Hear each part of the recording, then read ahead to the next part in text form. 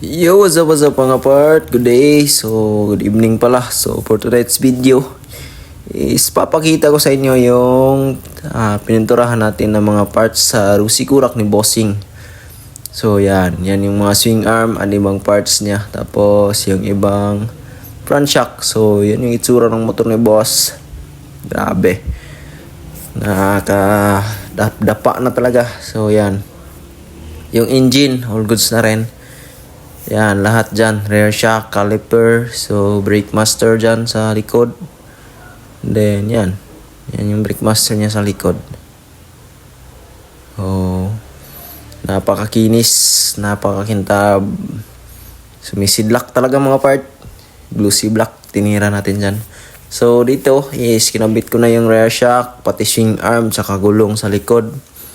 Then, yan. All goods na. May tape lang akong tinanggal dyan kasi hindi nasama sa pagtanggal. So, syempre, hindi natin sinama yung kanyang holder kasi masagwa naman pag poros black na lahat. So, yan. Nilihan lang natin yung mga kalawang ng konti dyan sa baba. Tapos, yung swing arm. Yun. Yan. All goods na. So, yung gulong, kabit ko na rin. Siyempre, yung caliper hindi pa. Magbabalkas pa ko sa gulong niyan kasi yung caliper is hindi pa pala pwede ikabit kapag hindi nakabaklas yung gulong. So, need talagang baklasin natin yan mamaya.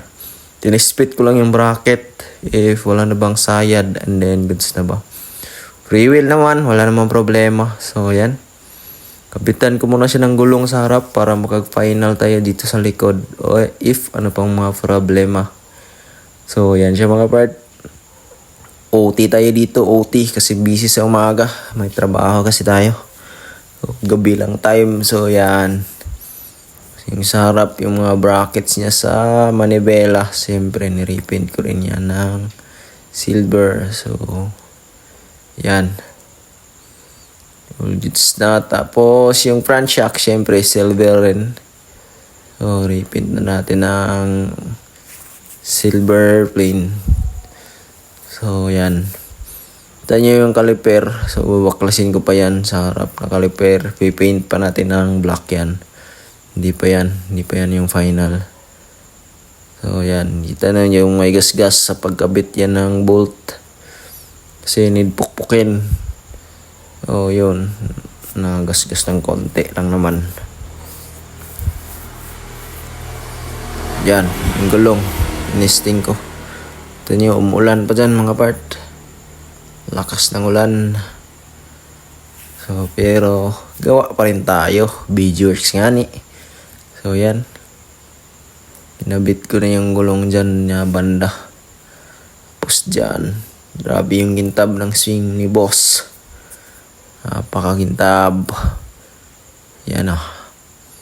Yan ang itsura niya ngayong gabi. So, yung footrest kabilaan, ikakabit ko na rin yan mamaya. So, may tinitingnan lang ako if may kulang pa ba. Dito, is minaklas ko yung fairings. Kasi, may tingnan ako sa loob yung carb nilinis ko kasi ayaw umandar. So, yan. Tapos, yung putri sa kabila is all goods na rin. Nakabit na yung cambio.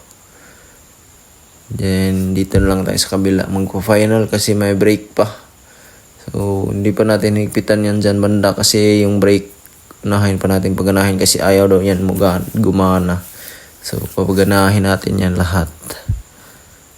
Yung brake light, tail light ni boss, papalitan natin yan ng short type. So, let's go.